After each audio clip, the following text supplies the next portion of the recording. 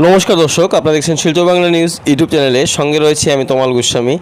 আজকে যদিও শিলচর শহর স্বস্তির নিঃশ্বাস ফেলেছে এবং নিরাপদ অবস্থায় রয়েছে অন্নপূর্ণা ঘাটে নদীর জল কমার দরুন, কিন্তু শিলচর অন্নপূর্ণা ঘাটের বরাক নদীর জলের কমলেও কাছাড় জেলার বন্যা পরিস্থিতি এখনও অপরিবর্তনীয় অবস্থায় রয়েছে। বন্যায় কাছাড় জেলার বানভাসী লক্ষাধিক, প্লাবিত হয়েছে বহু গ্রাম। এখন পর্যন্ত 5টি সার্কেলে 14টি আশ্রয় শিবির খোলা হয়েছে বলে কাছাড় জেলা প্রশাসন সূত্রে ইতিমধ্যে জানা গেছে।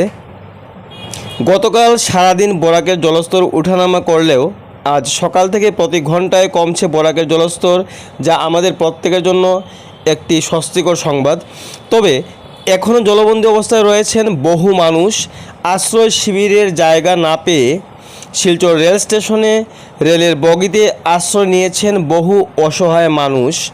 চরম দুর্ভোগে পড়েছেন বানভাসীরা।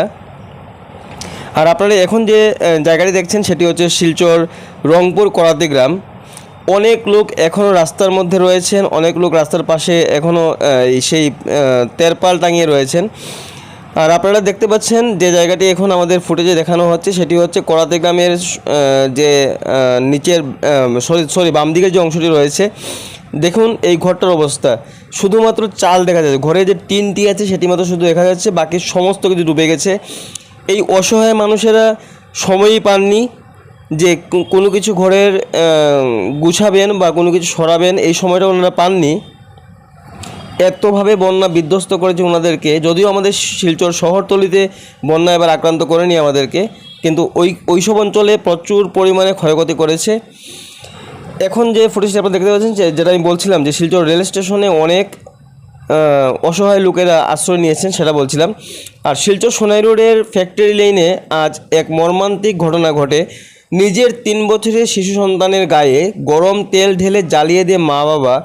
বর্তমানে শিশুটি শিলচর মেডিকেল কলেজে চিকিৎসাধীন অবস্থায় রয়েছে এবং সেই পাষণ্ড মা বাবাকে আটক করেছে পুলিশ। শিশুটির মায়ের নাম জবা দাস এবং বাবার নাম রাজদীপ দাস বলে জানা গেছে। আপনারা আপডেট থাকবেন পরবর্তী খবরের জন্য।